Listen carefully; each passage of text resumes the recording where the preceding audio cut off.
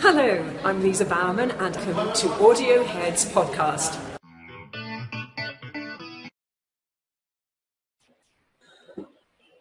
Good evening, everybody.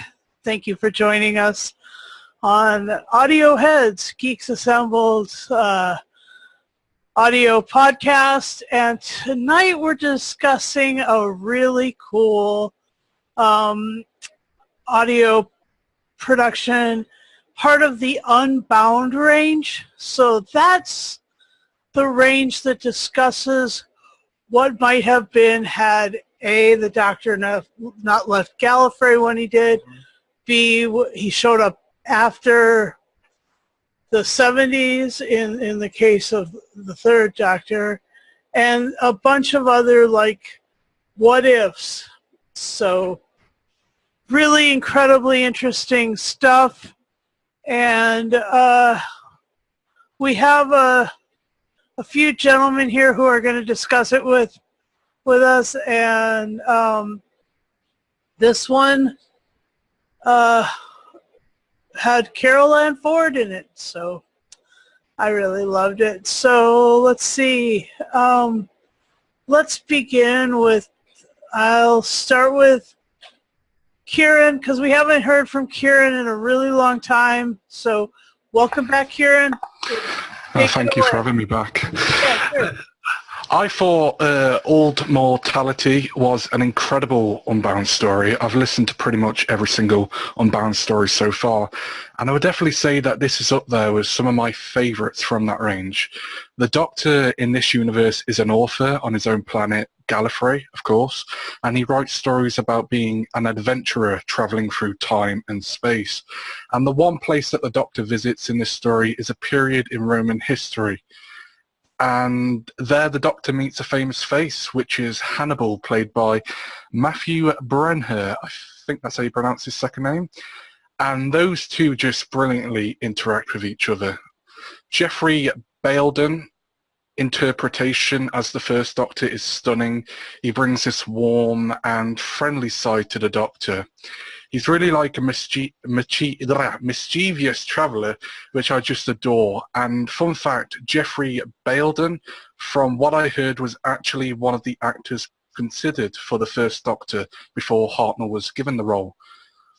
I would have to say that Carole Ann Ford in this story is probably at her best, and I have actually heard her throughout most of the stories within Big Finish Productions, but in this story she puts a lot of effort throughout, which I really enjoyed. The relationship between the Doctor and Susan is just a joy to listen to.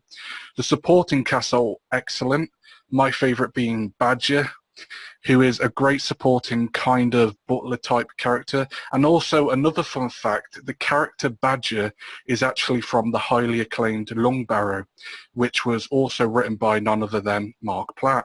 But yeah, this story is a well thought out tale which I really admire.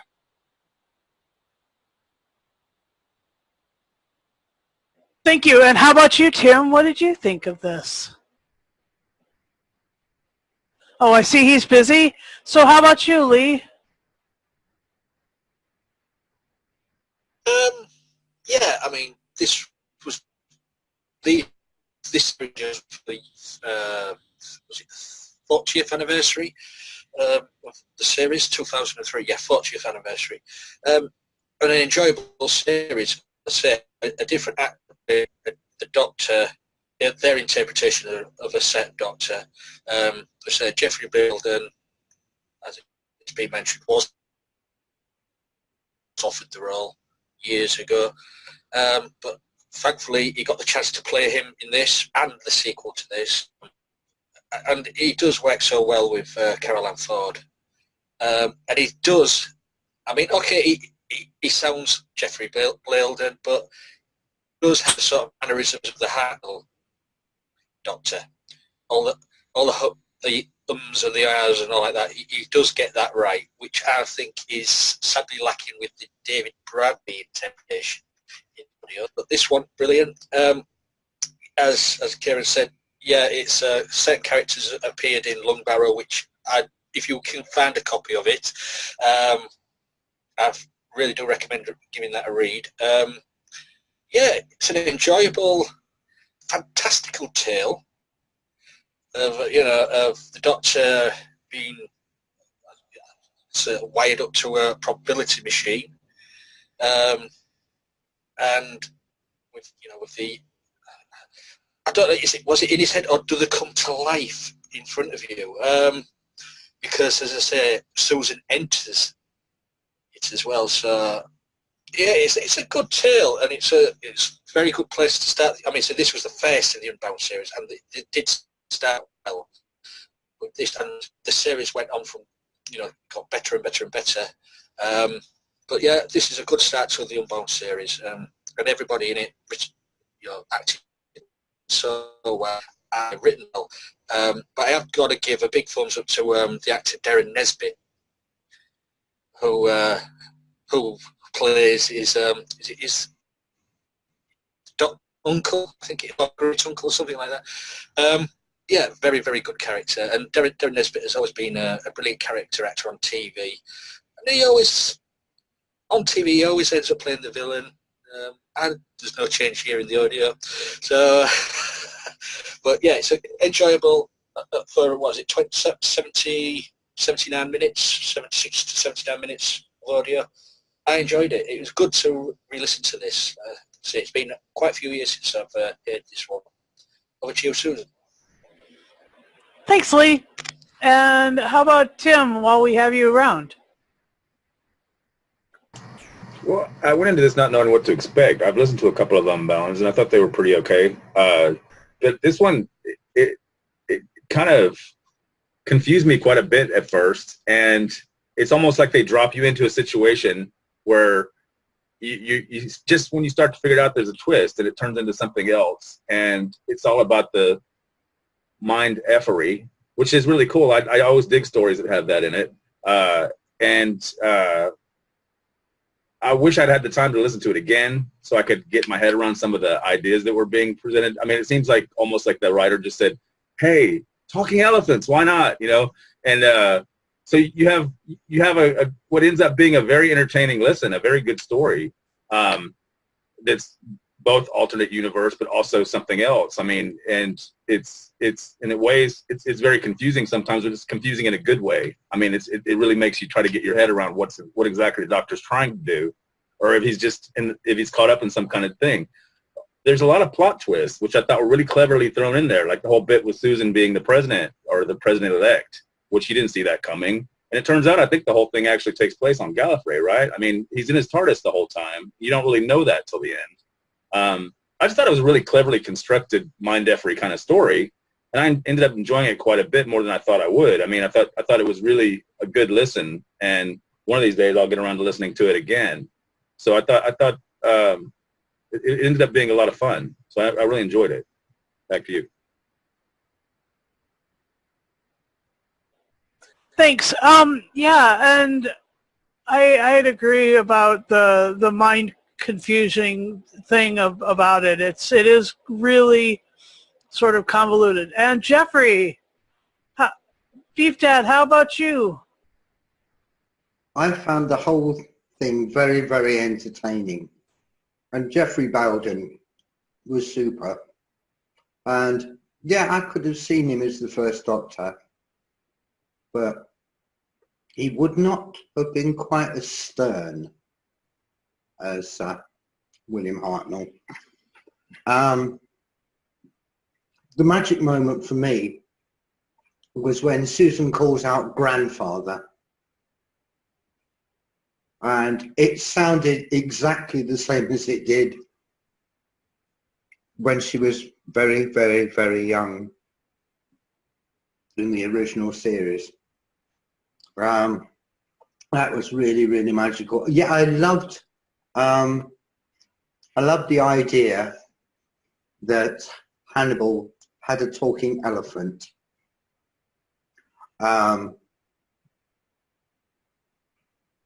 That really amused me. But yeah, the great uncle is dead and has been for a long time, and that's why it's called Auld Mortality, because that is what he calls himself. Because he says that any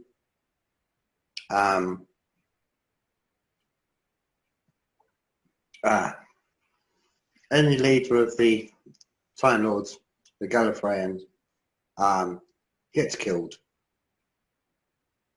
And the reason that he wants Susan to become the president is so that he can interfere. But he is actually dead. And instead of being put into the Matrix, like all Time Lords are supposed to be when they finally die, he had his mind put into the basically the thing that he gave the Doctor with the positronic brain, called Badger, played brilliantly by Toby Longworth. Nobody's mentioned the Gold Usher. The Gold Usher in this is great and superbly done by Nicholas Briggs. Darren Nesbitt, yeah, Darren Nesbitt has done so many things over the years, including appearing in Doctor Who. But yeah, Surus, the elephant, played by Ian Brooker, was just perfect. And of course, Surus is the one who saves everything at the end by impaling Badger, the robot with Ordinal General Quincy's brain, and he impales him with his one remaining tusk. It's just so good. And then the sudden realization that they are actually in the TARDIS, and Susan encourages her grandfather to run away from Gallifrey in the TARDIS, which I might add, during this, still has its chameleon circuit working. And it's the indecision of Susan at the end. Am I going to go with him or am I not? And the final decision.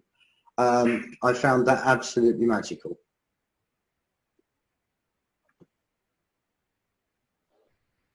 Thanks. Okay, so favorite moments. We'll reverse order. Did you have it? Okay, my opening thought, first of all. Yeah, there was so much magic in this. There was the magic of the High Council of the Time Lords. There was the magic of Auld Mortality and his talking brain creature, and the interaction with Hannibal, and the fact that the Doctor was still into Earth. I mean, like into Earth, like you know, gonna mess with it and stuff. So let's mix up the order and let's talk about our favorite moments. And Tim, go for it. Well, I'll echo Jeff with the bit at the end when they're deciding what to do, and you hear the two things happening at once. Yes, they're going to go, and oh no, they're not. And that was pretty clever, and it pretty much wraps up the way the story's been presented as well. I think this is a great story. I mean, it's really an experimental story for Big Finish, and the fact that it's 15 years old now, I mean, shows that they were way ahead of their game. This is early days for them, and that they were coming up with very clever stories for Doctor Who, and I mean, you can't deny this is a very, I would say, enchanting listen in a way, because you get dropped into the story and you're trying to get your head around it. As it goes, it keeps changing, and that's something that only Doctor Who can really do in its format. And they have a lot more experimental capability at Big Finish than they do with the actual TV series these days, because you know they can do anything they want. If it doesn't flop, then it doesn't matter. I mean, if it doesn't hit, it doesn't matter, because they're putting out 30 other releases that month anyway. Whereas the TV show, now you have to wait. It's like every other year at this point, you might get a few episodes, and it's like, I'm not trying to compare one to the other, but I'm just saying I think Big Finish has the ability to do a lot more as far as experimentalism goes. And I think the idea that this 15 years old really knocked me down. I was like, wow, because this sounds like something that you would have heard from them yesterday.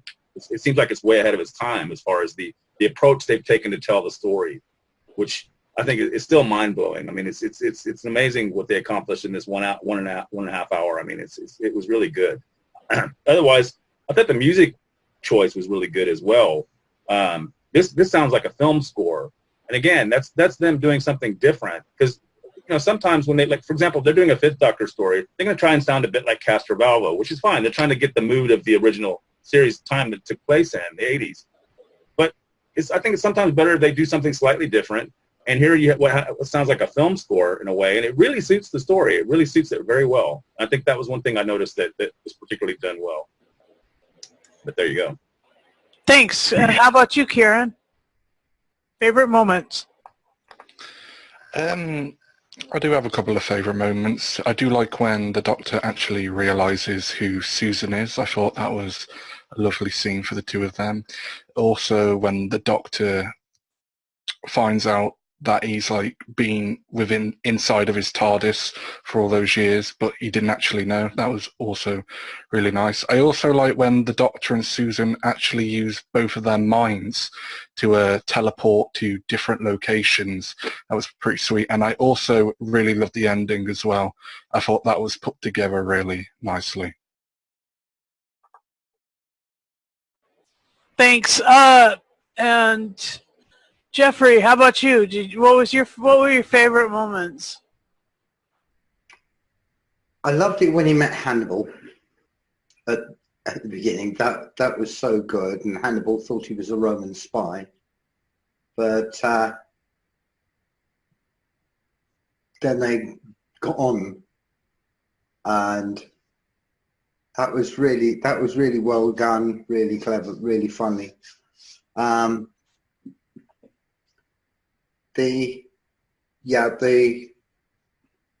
The bit with where she reveals herself to him as his granddaughter, because he says, "I haven't got any family,"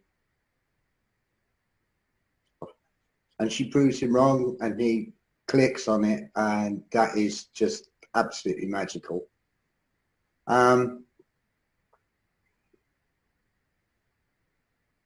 When Quincy's orders Badger to kill the Doctor, and of course Quincy's hesitates because he's not going to do that.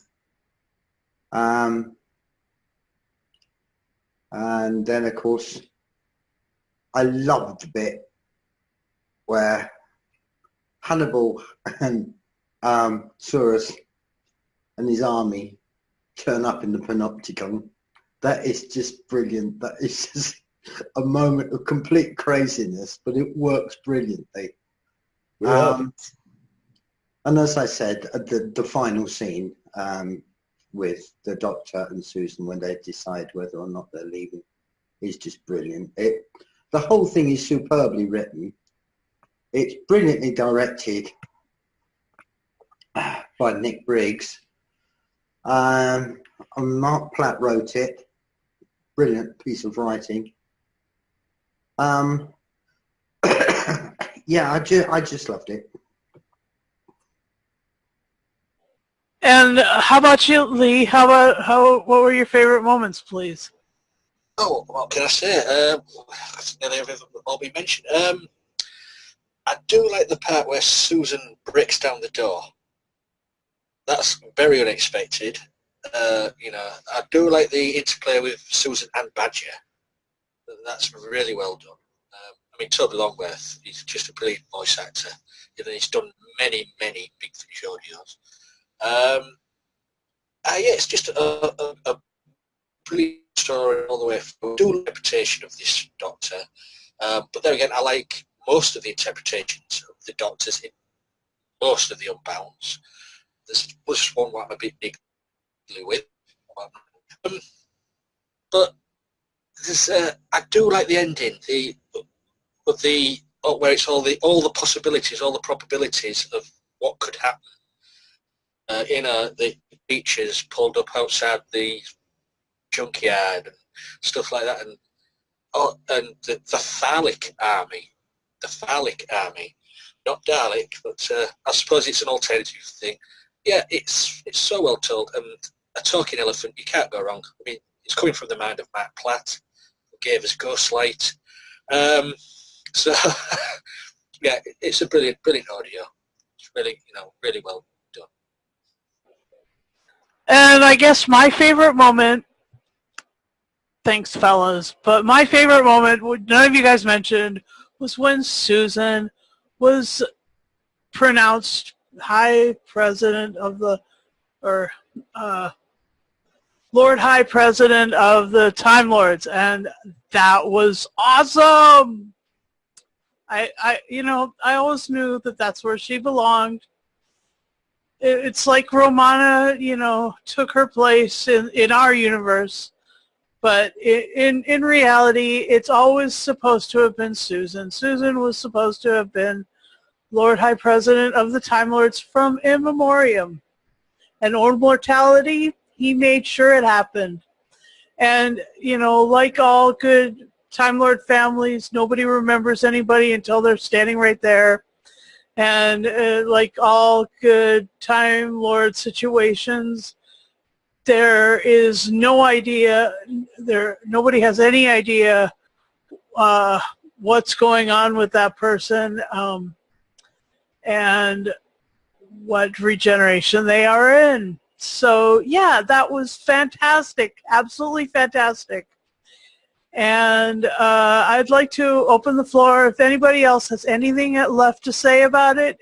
Yes, go for it, Tim. If I could add another advantage with this range or these kind of stories for the writers is they don't really have to worry about any kind of continuity details that they're messing up or anything. For example, Susan in this story has her own grandchildren, whereas we know if you're following the main range that as Big Finish has done, the main range, and then of course the McGann stories, she's actually got her own son. That version of her has her own son who actually unfortunately dies. So yeah. I mean, so in other words, she obviously doesn't have grandchildren in her future in that timeline. But I think it's awesome that they don't worry about that. They don't stick to any stupid random timeline. They don't care what kind of fanboys are going to get their panties in a bunch because they contradicts something that happened in the past. They just go with it and say, no, this is Susan. She's got grandchildren. So the Doctor's a great grandfather. Blah blah blah. But she never met David on planet Earth because she never left with the Doctor to prevent. That's what I'm saying. I say they're not stuck. They're not stuck on anything. They're just going to tell the story they want to tell without worrying about continuity, which I think is great. I agree. I'm just adding to your argument, to your enthusiasm, Tim. Okay. Anybody else have anything else left to say? Okay. Well, thanks for joining us, and we will now take the time to rate it and give our final say. And I think we'll start with Geoffrey. If you would be so kind, your final say and score. The magic of Doctor Who. It can change. It always changes. And that's one of the wonderful things about it. And yeah, multiplicity of timelines. Fine, no problem with that at all. Absolutely loved every minute of this. And it gets a 10. It gets a gold-plated 10 out of 10. Thank you. And how about you, Kieran? If you want to start listening to the Unbound stories and don't really know where to start, then I highly recommend that you start with this story because it is an exceptional piece by Mark Platt, who has really outdone himself with this story. I'll be giving this story 10 talking elephants out of 10. Thanks, Kieran. And Tim, what would you say? I'll continue to be amazed at how ridiculously good the format of Doctor Who is, because here we are over 50 years in, and it's never going to go away at this point. Even if it leaves television screens again, there's always going to be somebody telling Doctor Who stories. It's become like an oral history in a way. And I think that's wonderful because it's limitless in the ideas. You can do anything with the story you want to do. I know that's beside the point. I'm rambling. But yeah, I also give this a 10 because I really was impressed and I really was surprised. I expected going into, oh, it's just another alternate universe story, blah, blah, blah, how boring. But I was completely wrong. I mean, it really did knock me down. I was like, wow, this is a really great story, and I really want to listen to it again when I get a minute. So, yeah, I give it a 10 as well. So Lee's just going to disappoint us now and give it an 8 or something, probably. I don't know. Lee, please, what would you give? Would you do your final say and score, please? Oh, dear, he seems to be frozen. He's frozen. Yeah, well, okay, so let me just say my final say. I'm really, really loving the Unbound series, and I love Susan Foreman. I love Susan Foreman in all of her form and all of her shape. She is quite a brilliant character, but the actress, Carole Ann Ford, nails it with her weird alienness. Oh my gosh! I mean, here she's like the president of an alien world, an alien society, an alien system of government, and she is so out there. And for that reason, you know, she's perfect in my eyes. But since we got Lee back, how about giving your final say and score? I just popped off to an alternate universe there. Like you do. Yeah, I'm going to agree with what Tim said earlier in this cast. This just proves to me, anyway, that Big Finish has always got the edge on the TV show. They really have. They really know how to write good stories. Enjoyable, and it stands up well today. As Tim said, it could have been recorded yesterday, but 15 years old. So I'm going to have to agree with everybody else. 10. That's great. And for me, the reality is that with this perfection of Carole Ann and the perfection of Susan, and, you know, brilliant Big Finish. And thanks, Mark Platt, for writing this, because you just started something gorgeous. You know? Yeah, I want to big ups there. And so I'll give it, I might have to give it like a 15 out of 10 because of the 15 years since it was written and produced. Okay, fellas, and anyone who's watching this, I'd like to thank you for watching and for, you know, enjoying our new Facebook page, and watch our videos there, or you can continue watching them on our YouTube channel because our podcasting is system-wide. We are part of the Panopticon.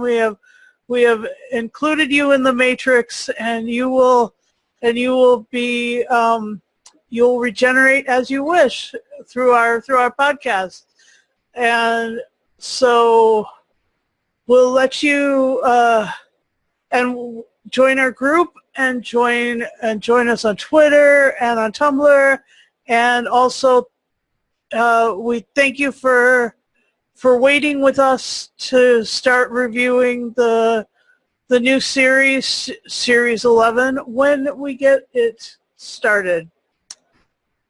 That's all for us on Audio Heads, and I'd like to say that I will live in all of my regenerations to preserve the law of Gallifrey and the web of time. And with that, I leave you in the hands of the rest of our podcasts. Thank you and good night.